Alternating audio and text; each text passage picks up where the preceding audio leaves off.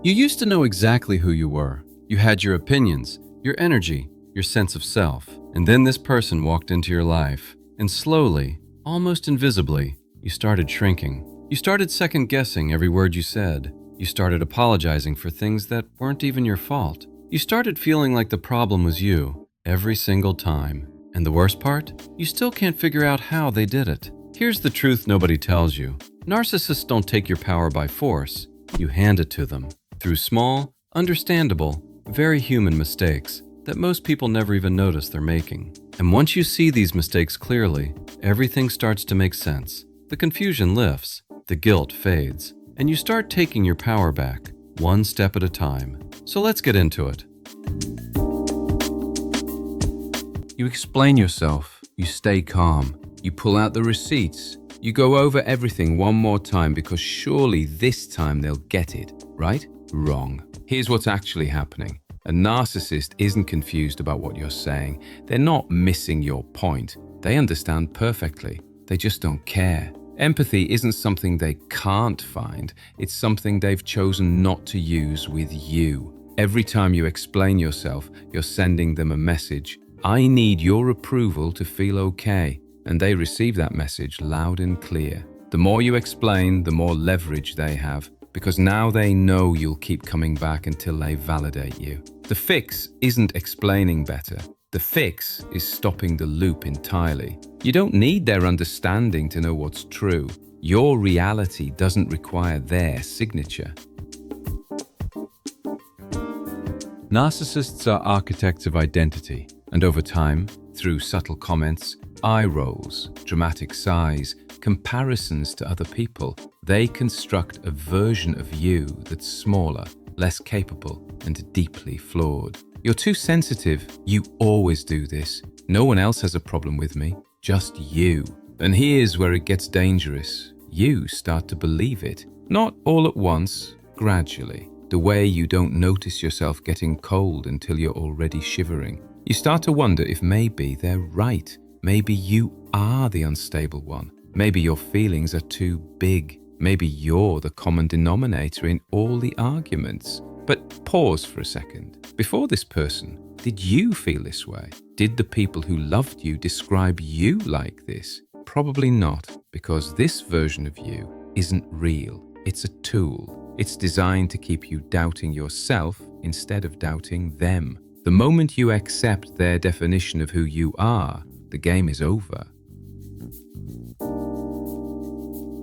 You think, if I can just present the facts clearly enough, they'll have to admit they were wrong. You build your case. You stay rational. You appeal to fairness. But you're playing chess while they're flipping the board. Narcissists don't argue to find truth. They argue to win. And they have tools you don't. They're willing to lie, to gaslight, to drag in completely unrelated things from 3 years ago, to suddenly become the victim the second they feel cornered. They will exhaust you on purpose. They will make the conversation so long and so confusing that you eventually just give up. And that's exactly what they're waiting for.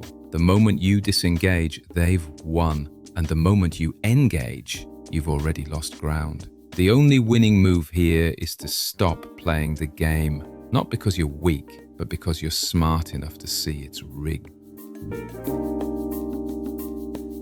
This one is subtle, and it's the reason so many good, empathetic people stay stuck. You see them upset, and something inside you immediately reaches out. You soften your tone. You walk back what you said. You spend hours thinking about what you could have done differently so they wouldn't feel this way. But here's the thing.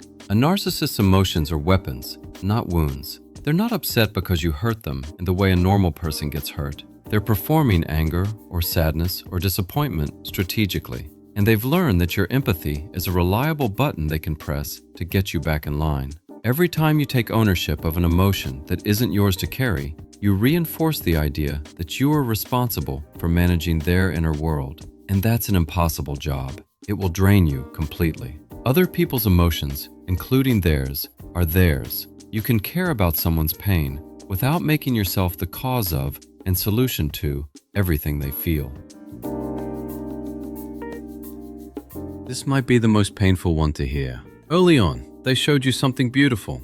They were attentive, warm, fascinating. They made you feel seen in a way you hadn't felt in years. And that person, that version, is still the one you're waiting for. It's still the one you're trying to get back to. So you stay, you hope, you think, if I can just be patient enough, good enough, understanding enough, they'll come back. But here's what you need to know. That early version wasn't the real them slipping out. It was a performance designed to hook you. The mask was deliberate. The love bombing was a strategy. And what came after? The coldness, the cruelty, the chaos. That's the actual person. Holding on to the memory of who they pretended to be keeps you emotionally hostage to someone who doesn't exist. Grieving that version is real and valid, but staying for that version is giving your life to a ghost.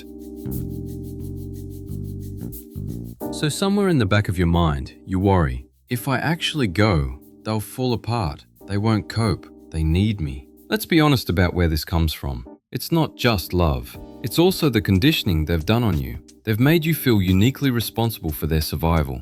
They've implied, maybe directly, that you're the only one who truly understands them. That without you, everything collapses. But here's the truth. Narcissists are remarkably good at finding their next source of supply. The moment you leave, the search begins. Or it already has. They're not as fragile as they've made themselves seem. That fragility is leverage. You are not their therapist. You are not their savior. And staying out of fear that they can't survive without you, that's not love. That's a trap they've built, specifically for people with the kind of heart you have. Here's what all 6 of these mistakes have in common. They come from your goodness, not your weakness. You explain yourself because you believe in honesty. You take responsibility because you're self-aware.